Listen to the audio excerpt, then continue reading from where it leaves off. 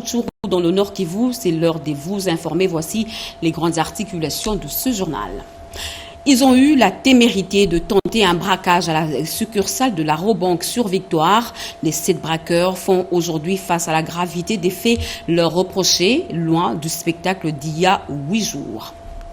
Dans la lutte pour l'éradication de la poliomyélite, 28 millions d'enfants ont été vaccinés à travers le pays. Alors que le monde célèbre la journée de lutte contre cette maladie, le comité d'opération d'urgence est plus que positif. Un sous-commissariat de police à Bandalungwa Bisengo qui reflète la volonté d'instaurer une véritable autorité de l'État, bâtiment neuf équipé d'Internet pour traquer les malfrats. Le bourgmestre de la commune y a fait le tour de la propriété. Voilà pour les titres. Mesdames et messieurs, bonsoir et très heureuse de vous retrouver à travers cette grande édition d'informations sur la chaîne nationale. Soutien à la paix et à la prospérité dans la région de Grand Lac. Paris annonce une conférence sur son sol la semaine prochaine. C'est l'un des sujets accordés lors de l'audience que le président de la République, Félix-Antoine Tshisekedi Tshilombo, a accordé hier dans la soirée à l'ambassadeur de France accrédité à Kinshasa, Rémi Marucho. Le diplomate français a réaffirmé le soutien de son pays à la cause humanitaire congolaise. Blandine Zovo, bienvenue Kabamba. Paris accueille ce 30 octobre une conférence de soutien à la paix et à la prospérité dans la région des Grands Lacs. Le sujet était au menu de l'entretien entre le président de la République et l'ambassadeur de France en République démocratique du Congo. Pour le diplomate français, l'urgence pour la France consiste à mobiliser la communauté internationale afin de répondre aux besoins humanitaires dans l'Est de la RDC et dans l'ensemble de la région. Donc je suis très reconnaissant au chef de l'État d'avoir trouvé le temps de m'accorder une audience pour discuter des sujets d'actualité, de même l'actualité de la semaine prochaine, qui est l'organisation à Paris d'une conférence sur la paix et la prospérité dans la région des Grands Lacs qui vise à mobiliser l'ensemble des partenaires de la RDC pour un effort humanitaire en faveur des populations affectées par le conflit à l'Est.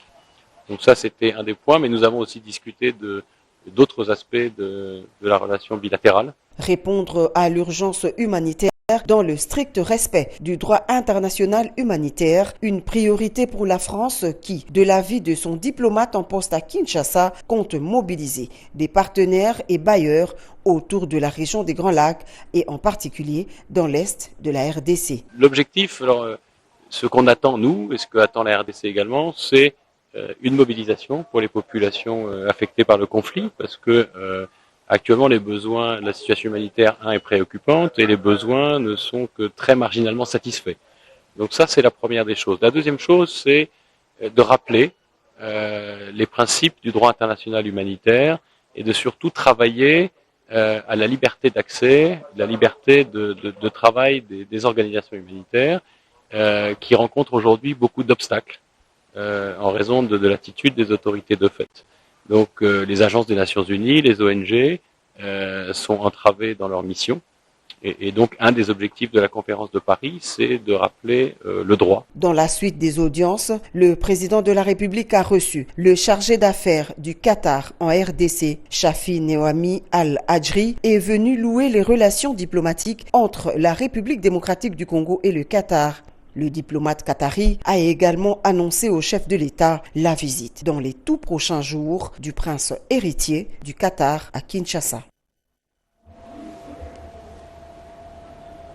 Et c'est dans une atmosphère solennelle que la République démocratique du Congo et le consortium chinois Sino-Congo Special Zone ont signé jeudi dernier une convention de collaboration. La cérémonie a été présidée par la première ministre Judith Suminwa Tuluka à l'immeuble du gouvernement, marque le coup d'envoi du projet de construction d'une cité industrielle à Maluku dans le cadre de l'extension de la ville de Kinshasa. Emmanuela Commissaire, Chimendondo et Djoko. Sous la houlette de la première ministre Judith Suminwa Tuluka, la République démocratique du Congo et le consortium chinois SCLZ ont signé ce jeudi à Kinshasa une convention pour la création d'une vaste cité industrielle à Maluku. Un projet stratégique qui s'inscrit dans la vision du chef de l'État, Félix-Antoine Tshisekedi Tshilombo, visant à moderniser et à étendre la capitale. Cette cité s'étendra sur 75 km² lors de sa première phase pour un investissement estimé à 12 milliards de dollars. Ce que nous posons ce jour, au-delà de son caractère administratif, symbolise donc un choix stratégique clair, celui d'un développement urbain fondé sur la production, l'emploi et la durabilité. Le gouvernement de la République ambitionne de faire du projet d'extension de la ville de Kinshasa un projet à vocation économique, industrielle, sociale, planifié pour transformer la périphérie de Kinshasa en un pôle de production et d'innovation connecté au reste du territoire national et aux corridors régionaux. Le projet prévoit la construction de 8 parcs industriels spécialisés consacrés notamment aux matériaux de construction, à la transformation alimentaire, aux produits forestiers, aux textiles et à la technologie. Le gouverneur de Kinshasa, Daniel Bumba Lubaki, salue une initiative vitale pour désengorger la capitale et lutter contre l'urbanisation anarchique. Ceci marque comment est-ce que l'État prend à bras le corps la problématique de la ville de Kinshasa, surtout son extension, qui est si vitale, qui est une solution à plusieurs maux que vit la ville de Kinshasa. Alors, on peut que être très content et confiant parce que cette première phase qui marque le développement de la zone industrielle, donc par l'industrie, et ça nous permettra d'avoir des possibilités de pouvoir réaliser à moindre coût ce grand projet d'extension de la ville. Et nous disons aux heureux Kinois de s'en approprier, d'en être fiers. Plusieurs membres du gouvernement ont pris part à cet événement. Avec cette signature, Kinshasa franchit une nouvelle étape dans sa transformation économique et urbaine, un pari sur l'avenir porté par la coopération sino-congolaise.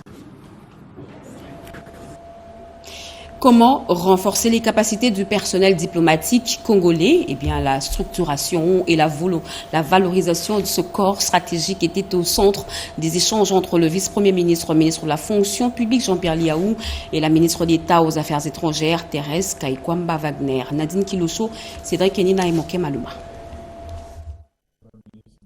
Le vice-premier ministre, ministre de la fonction publique Jean-Pierre Liaou a reçu ce jeudi 23 octobre 2025 la ministre d'État en charge des Affaires étrangères Thérèse Kaikwamba pour une séance de travail axée sur la situation du personnel diplomatique congolais.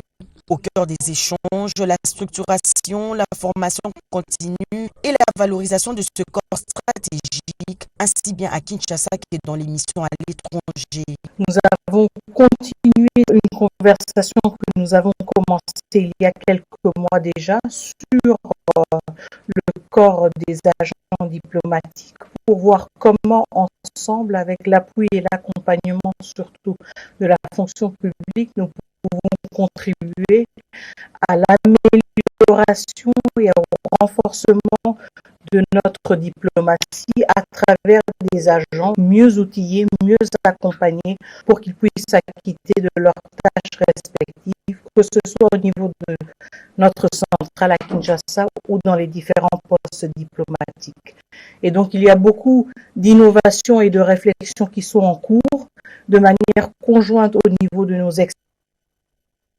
Ça s'apprête à accueillir en novembre prochain un grand forum mondial sur le commerce, l'une des principales résolutions issues de la 16e conférence des Nations Unies sur le commerce et le développement qui s'est déroulée jeudi dernier à Genève en Suisse. La République démocratique du Congo y était représentée par le ministre du Commerce extérieur Julien Paluku. Erika Bomba sur les images de Jean-Pierre Onema.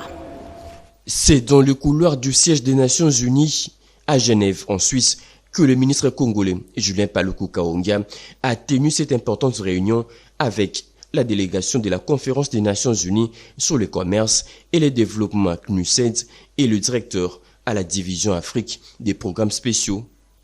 Au centre des échanges, le dernier ajustement pour l'organisation à Kinshasa d'un forum international sur le renforcement de capacité du comité de l'accord de facilitation des échanges de l'OMC. Prévu comme l'une des retombées de la ratification par la RDC des accords de l'OMC sur la facilitation des échanges et les subventions à la pêche, ces forums visent à doter le pays d'un portail national d'information commerciale. Nous avons changé sur l'organisation d'un forum qui va travailler sur le produit minier. Nous avons saisi la balle au bon par rapport à la proposition qui a été faite hier par notre ministre concernant la mise en place d'une organisation qui va s'occuper des pays producteurs et exportateurs de produits miniers critiques. Nous avons également saisi l'occasion pour mettre sur la table une proposition concernant la traçabilité de nos produits miniers. La CNUSED a un programme qu'il a mis en place et qui est déjà fonctionnel dans certains pays. Avec le Centre du commerce international, la RDC a également relancé des partenariats pour booster la NAPI, la NAPEX et valoriser des cultures à haute valeur ajoutée comme le café, le cacao et les épices. Kinshasa se prépare donc à devenir dans le temps le carrefour africain du commerce stratégique. Ces forums pourraient bien redéfinir l'avenir du commerce extérieur congolais. Et à quelques semaines de la tenue de la COP30 prévue à Belém au Brésil, la RDC affine déjà sa stratégie pour peser davantage sur la scène mondiale du climat. La ministre de l'Environnement, Marie Nyangue Ndambo, l'a dit lors d'un briefing co-animé avec son collègue de la communication et des médias, Patrick Mouya. On fait le point avec Jacques Kaboba. La ministre de l'Environnement, du Développement durable et de la Nouvelle Économie du Climat, Marie Nyangue Ndambo, a détaillé la stratégie de son ministère à l'approche de la COP30 prévue à Belém au Brésil. Comment la République démocratique du Congo se prépare-t-elle pour la COP30? À cette question, elle a annoncé le lancement dès lundi prochain de la Semaine nationale du climat. Objectif, créer un espace de concertation avant la conférence mondiale. Nous ne pouvons pas aller à Belém sans les dialogues, la concertation entre les parties prenantes. C'est ça l'objectif premier de cette activité-là. La ministre a mis en avant plusieurs axes d'action, dont la valorisation du marché carbone et la réduction drastique de la déforestation. Mais c'est son nouveau programme, La forêt c'est nous, qui marque un tournant conçu comme un prolongement du plan présidentiel d'1 milliard d'arbres. Il vise à doter l'État d'un leadership structuré en matière forestière. La forêt, c'est nous, a-t-elle conclu, c'est la fierté d'un pays qui protège la planète tout en construisant son avenir. Réagissant à une question sur les allégations du M23 qui estime que la RDC bloque la mise en place de l'accord des principes de Doha, le ministre de la Communication et Médias a fermement rejeté les accusations du mouvement rebelle M23 selon lesquelles les FARDC auraient violé les cessez-le-feu sur plusieurs lignes de front. Patrick Mouya Temboué a insisté sur la clarté des accords de Washington et de Doha qui encadrent les mécanismes de cessez-le-feu et la médiation. Tout en soulignant les progrès réalisés dans le cadre des mécanismes conjoints de sécurité, le porte-parole du gouvernement a rappelé que ces dispositifs, supervisés par les États-Unis d'Amérique et le Qatar, avaient permis des avancées tangibles sur la libération des prisonniers et la surveillance des cessez-le-feu. Je pense qu'en tant que porte-parole du gouvernement, on ne peut pas répondre à ces genres d'élucubrations qui n'ont, de notre point de vue, l'objectif que de désorienter l'opinion. Il y a une médiation, il y a des règles qui sont fixées par la médiation, tout le monde est censé s'y tenir. De toute façon, nous savons qui viole les cessez-le-feu, nous savons qui tue à Goma, qui tue à Bukavu, nous savons qui a massacré à Rutshuru, nous savons qui brime les médias, nous avons toute une liste de ceux qui sont responsables de toute cette situation. Donc, il vaut mieux de nous focaliser sur l'essentiel. En rapport avec l'appréciation du franc congolais, le ministre Patrick Mouya a affirmé la détermination du président de la République, Félix Antoine Tshisekedi, et de la première ministre, Judith Soumina Toulouka, pour que cette embellie de la monnaie congolaise se traduise dans la vie quotidienne des Congolais en termes de réduction des prix des produits sur les marchés. Il a appelé les commerçants à pratiquer les prix justes et la population à dénoncer ceux qui ne les pratiquent pas. Course au perchoir de l'Assemblée nationale, 12 dossiers de candidature ont été transmis ce vendredi à la haute autorité politique de l'Union sacrée pour arbitrage final. Le secrétaire permanent annoncera dans les prochaines heures le nom du candidat retenu après décision du chef de l'État. Le portrait des 12 prétendants dans cet extrait de Robert Ndaï-Tussessi. 12 candidatures viennent d'être réceptionnées au secrétaire permanent de l'Union sacrée de la nation pour occuper les postes du speaker de l'Assemblée nationale, poste qui revient d'office à la majorité présidentielle. Plusieurs députés nationaux, membres de l'Union sacrée de la nation, se sont manifestés, affichant leurs ambitions pour succéder à Vital Kamerhe. Les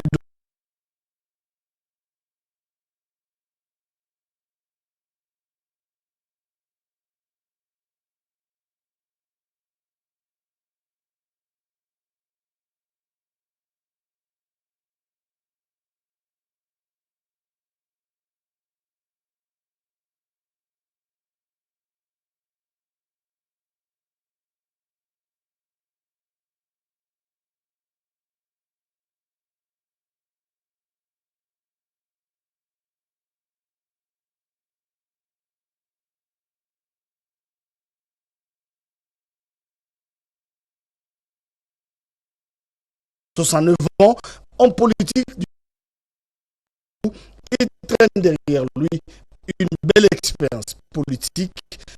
Honorable Bindoulé, auteur de la motion de censure contre Vital Kamerhe, originaire de Butembo, au Nord Kivu, 48 ans. Crispin Bindoulé est de l'Union pour la démocratie et le progrès social. Christophe Mbosokodia, né en 1942, 83 ans, originaire du Kwangu, est un homme d'État chevronné, actuel deuxième vice-président de l'Assemblée nationale. Il a dirigé le Parlement 3 fois de suite. À la clôture des dépôts de candidatures, toutes nos excuses pour ce petit souci technique. Nous poursuivons ce journal, justement, la liste des candidats à la course du perchoir de l'Assemblée nationale avec vous, Oscar Balkaïch. Oui, il y en a 12 candidats qui vont se bousculer au poste de président de l'Assemblée nationale. La liste qui nous a été transmise par le secrétaire permanent Mbata Bitkoumé, le professeur. Voici donc cette liste. Boji Sangara Aimé de l'UNC, circonscription électorale Walungu, Sud Kivu. Dunia Mangu Doudou, il est de l'UDPS Tshisekedi, circonscription électorale Lukunga, Kinshasa. Kalumba Yuma Jamari, il est de AAP, circonscription électorale Pangi Maniema. Kamundu Batundi Didier, il est de SNAAP, circonscription électorale Massissi dans la province du Nord Kivu. Matata Makalamba Patrick, il est de l'UDPS Tshisekedi, circonscription électorale Kisangani, province Chopo. Mayo Mambeke Jabodouin, il est de AA bar UNC, circonscription électorale Moamba, province Kinshasa. Bindoulé Mitono Crispin, il est de l'UDPS Tshisekedi, circonscription électorale Butembo-Ville, province du Nord Kivu. Mishiki Buhini Willy, il est de PEP AAP, circonscription électorale Walikale, province du Nord Kivu.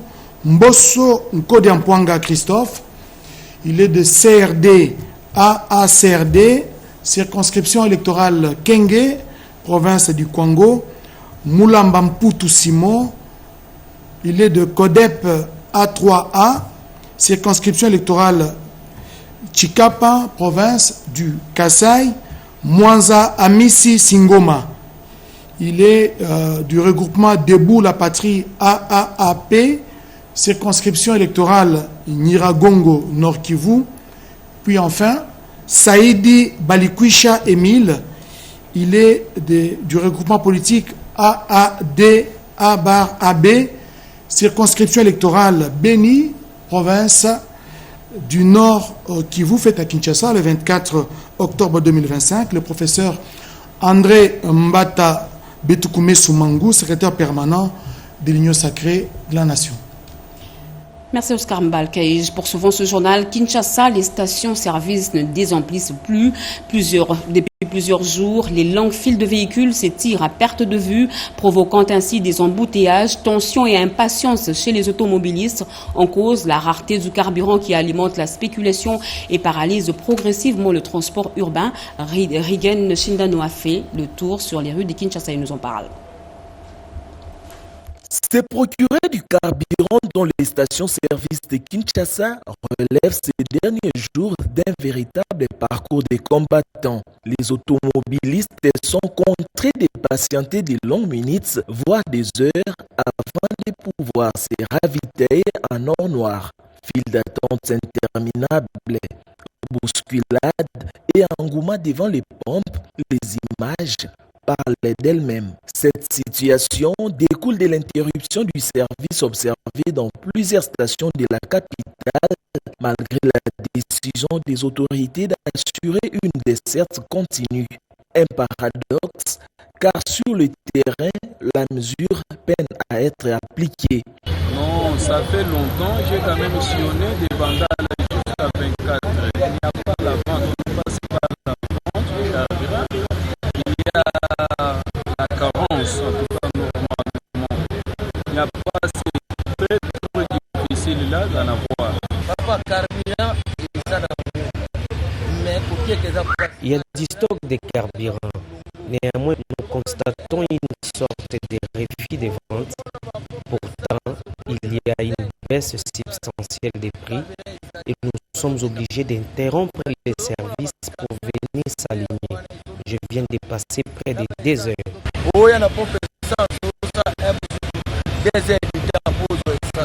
Toutefois, à Sonaïdroc, le service se poursuit normalement, comme le confirme Anisa Mongo, gérante de l'une des stations publiques. Ici chez nous, à la station Sonaïdroc, la réconciliation, on sert bien les gens. Les clients même ne réclament pas, le travail ça passe bien, il n'y a pas de rupture. Ces désagréments trouvent son origine dans un acte de vandalisme perpétré samedi dernier par des civiques sur une canalisation de la société CEP Congo, distributrice officielle de produits pétroliers en République démocratique du Congo. Nous vous l'avions dit à l'entame de ce journal, le procès du spectaculaire braquage de l'agence Robank au rond-point Victoire s'est ouvert ce jeudi 24 octobre devant le tribunal militaire de la garnison de Kinshasa-Gombe. Cette prévenue comparaissent parmi eux une femme, Honorine Porsche, soupçonnée d'avoir dirigé le réseau avec la complicité présumée d'un agent de la sécurité de la banque. Un récit de Alain Bikaï. Monsieur le président du tribunal militaire de garnison Kinshasa-Gombe, mon major, la police d'audience est rangée pour vous rendre les honneurs et vous présente le prévenu qui comparaisse à l'audience de ce jour. Au total, 7 personnes sont poursuivies par l'auditeur des forces armées dans l'affaire du braquage de la Robank du rond-point Victoire, survenu le 16 octobre dernier à Kinshasa. À l'ouverture du procès, 5 prévenus ont été présentés devant le tribunal militaire des garnisons Kinshasa-Gombe, tandis que 2 autres sont toujours en cavale. Parmi les accusés figure Honorine Mukuna Onate, présentée comme la chef du réseau, aux côtés de 2 agents de gardiennage et des policiers affectés à la sécurité de la banque les jours des faits. Lors de la première audience, le président du tribunal militaire a procédé à l'identification des prévenus avant de leur rappeler les motifs de leur comparution. 3 chefs d'inculpation principaux sont retenus contre Honorine Mukuna: terrorisme, vol armé d'un montant de 10 500 $ américains et association de malfaiteurs, des infractions passibles de la peine capitale. Et tout le monde a 20 ans à Boloko, ce qui tribunal a moni ko salaki yango ya solo. Vol armé et tout le monde a liwa.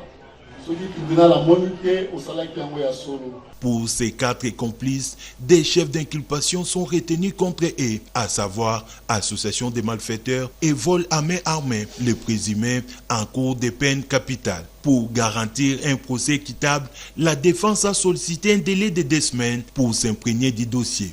Pour sa part, Honorine Moukouna, principal prévenu, a demandé une remise de 3 jours. Le tribunal lui en a finalement accordé 4. Le procès se poursuivra le mardi 28 octobre avec la suite de l'instruction de ce dossier qui tient l'opinion en haleine.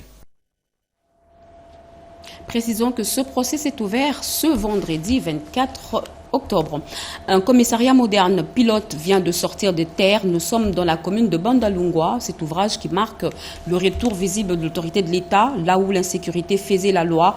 L'œuvre portée par l'entrepreneur congolais Bopol Katumbai Campo, déterminé à offrir un cadre de travail digne aux policiers pour mieux protéger la population.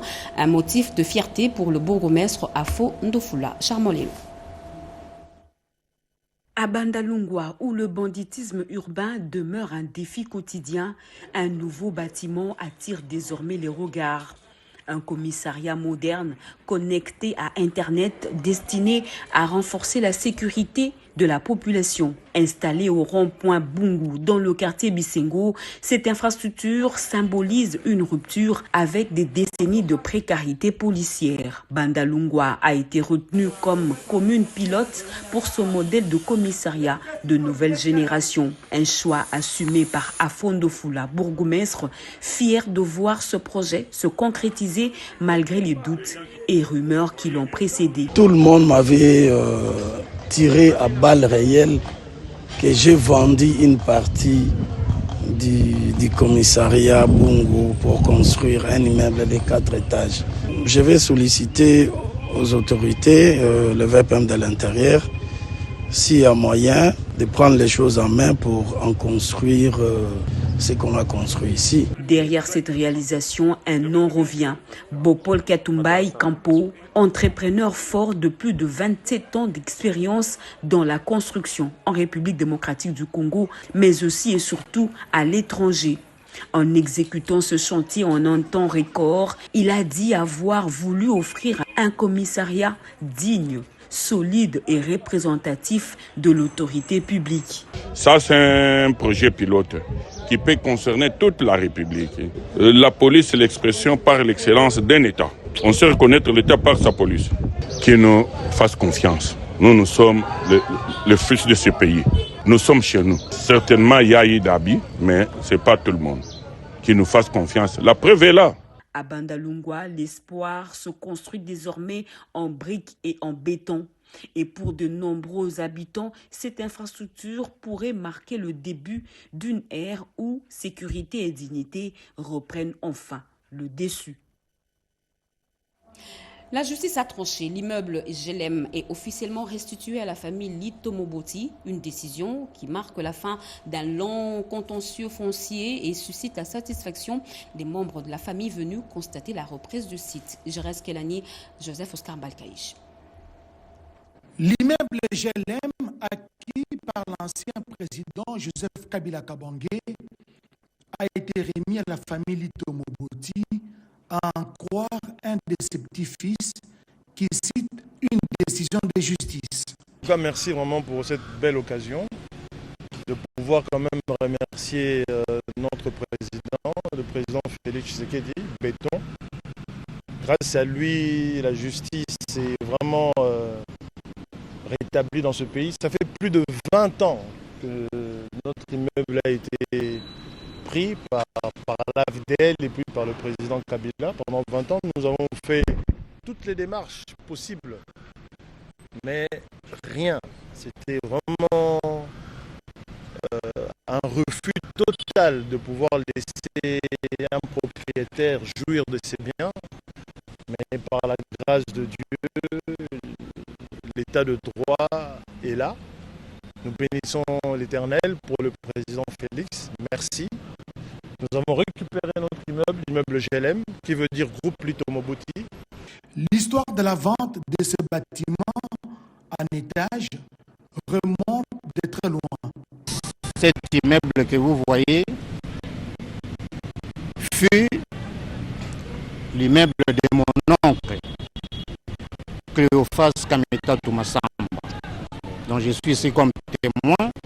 C'est mon oncle Cléophas Kameta Toumassamba qui avait vendu à son père, Lito Moboti, cet immeuble. Donc voilà, aujourd'hui je me réjouis que la justice est réellement juste et que la justice a rendu cet immeuble à son propriétaire, M. Bouboul Lito Moboti. Ainsi, la famille Lito Moboti estime être réhabilitée dans ce droit. Après Léon Kengwa Dondo, la Cour des comptes rend hommage à un autre de ses présidents honoraires. Il s'agit du professeur Évariste Mabi Mulumba, dont le nom a été donné à la salle de réunion du premier niveau du siège de l'institution.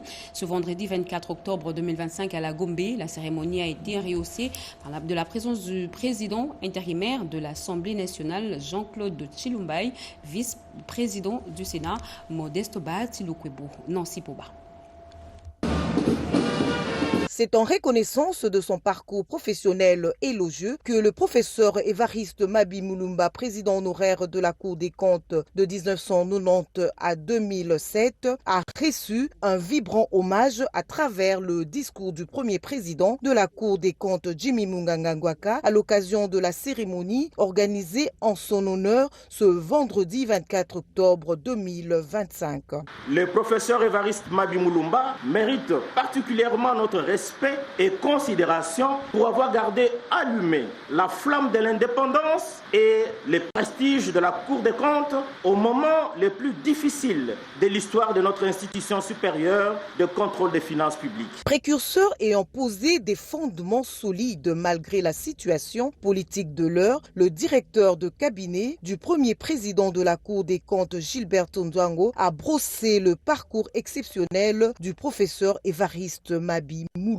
Ému par cet acte de son successeur à la Cour des comptes, le prof Mabi Mulumba s'est exprimé en ces termes. Je voudrais remercier donc le premier président de la Cour des comptes, le bureau des deux assemblées, ainsi que toutes les personnalités qui ont bien voulu honorer cette distinction qu'on m'a attribuée par la Cour des comptes. Déploiement de la plaque indicatif suivi de la coupure du ruban symbolique par l'honorable président intérimaire de l'Assemblée nationale Jean-Claude Tshilumbai. Visite de la salle de réunion Mabi Mulumba qui a une capacité de 100 places assises. Elle est sonorisée avec une grande télé pour les téléconférences plus un décor apaisant black and white. Une photo de famille a marqué la fin de la dite cérémonie. Fin de ce journal, mesdames et messieurs. Merci d'avoir suivi. Merci à vous qui nous suivez à Rutshuru et partout ailleurs sur satellite. Vous êtes sur la RTNC. L'actualité continue sur nos antennes retrouvées à 23h. Piro Mouy, ça est dit demain 7h. Bobo Anan Mokonzi, moi je vous reviens à 20h. Nous rendons l'antenne à la Cité de l'Union africaine pour le compte rendu de la réunion du Conseil des ministres avec le ministre de la Communication et des Médias, Patrick Mouyaya Katembo.